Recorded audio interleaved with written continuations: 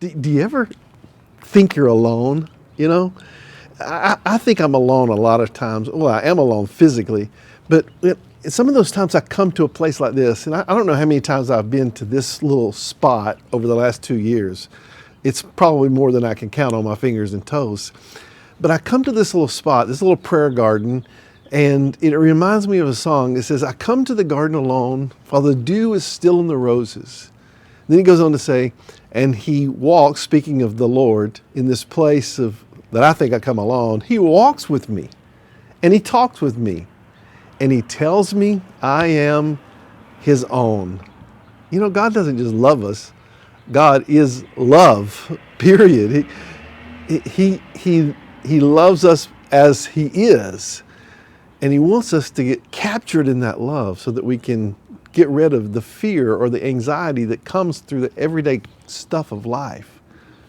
But we're not alone. We really are with him, but then he gives us companions along the way, journeyers along the way, sojourners along the way.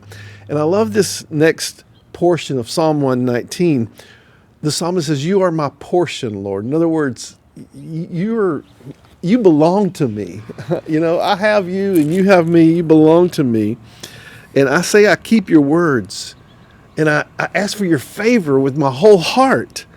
Be merciful to me. We talked about that yesterday, mercy. Be merciful according to your word, what I can expect from you based on what you've said about me, based on what you've said about circumstances and situations. He goes on down to say this. He says, at midnight I will rise to give you thanks because of your righteous judgments, the way that you have set up life righteously.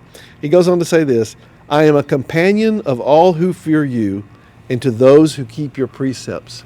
See, we're not alone. We have companions. And what we need to do is we need to find a community of faith where we can be ourselves, where we can join in the company of other human beings that are being human and seek the ways of God, the comfort of God, the love of God, the peace of God. So today our word is companion. The word is our companion. The Spirit of God is our companion. Each other of us are our companions. We walk this earth together. We don't walk it alone.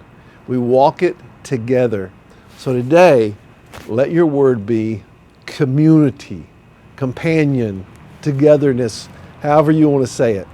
I'm Phil Underwood, and this is Shift 26.